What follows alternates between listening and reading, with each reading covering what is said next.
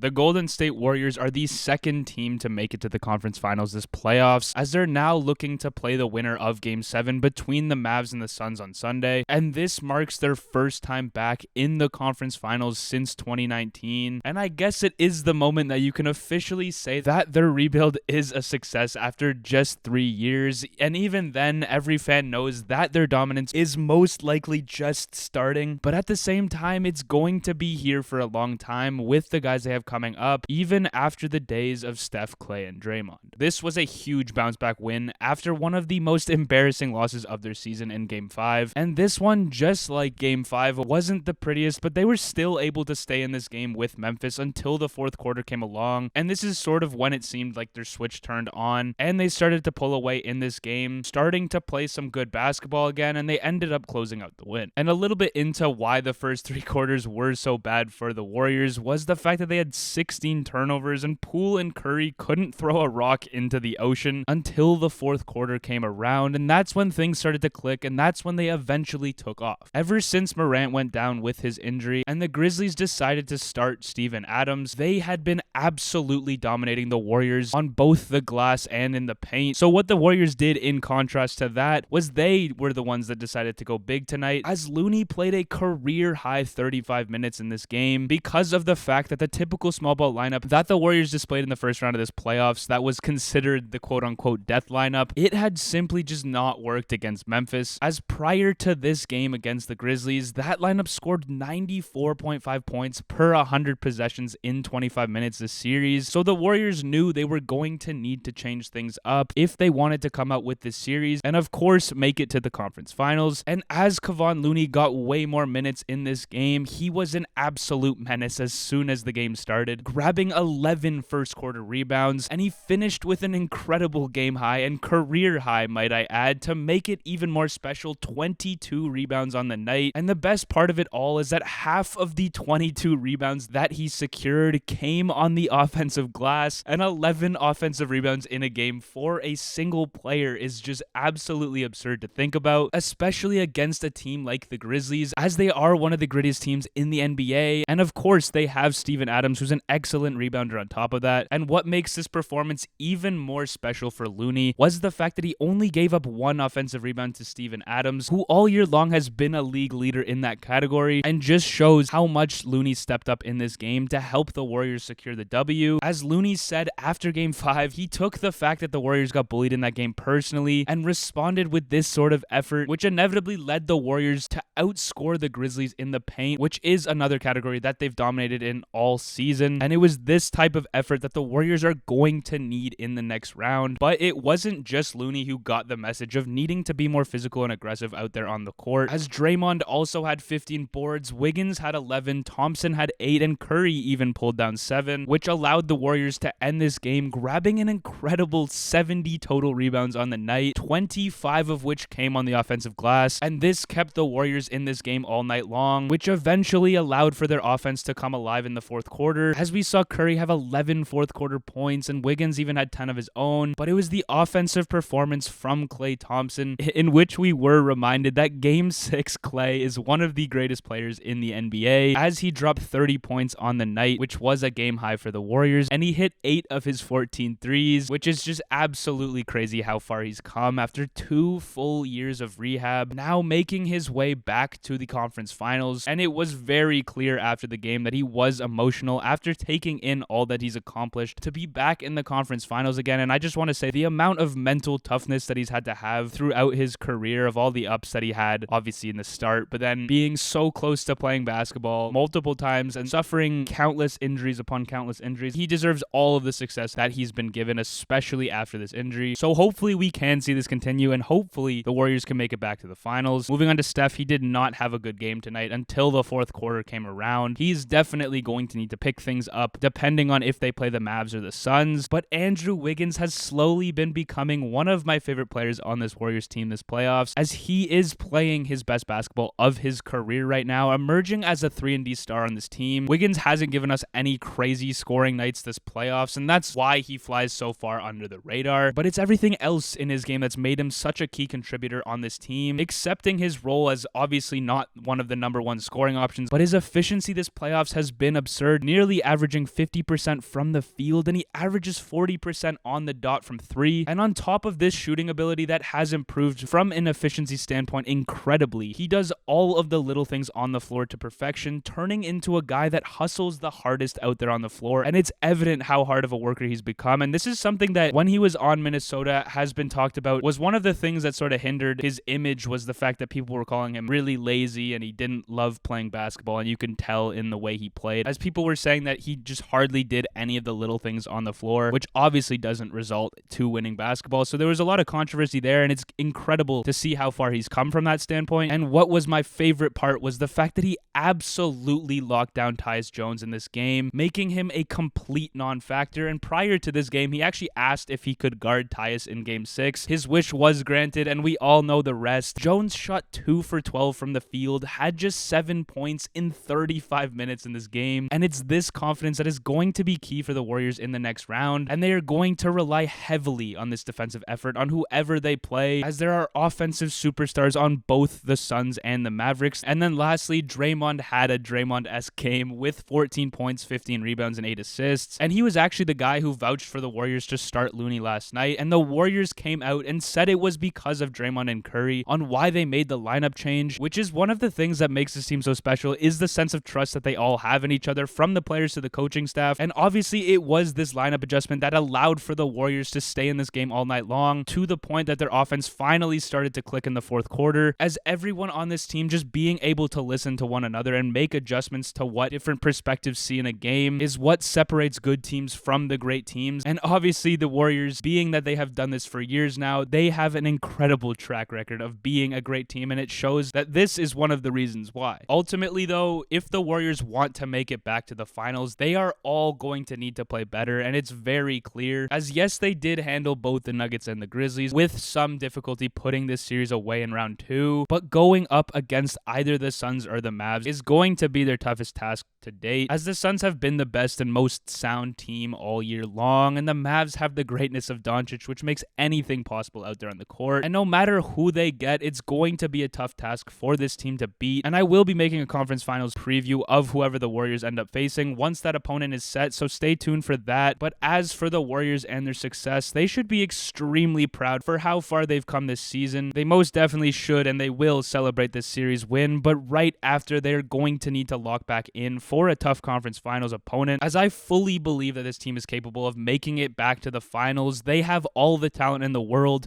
They have the finals experience in their core of Draymond, Curry, and Klay. Let's see if they have what it takes to make it to their 6th NBA Finals out of their last 8 seasons.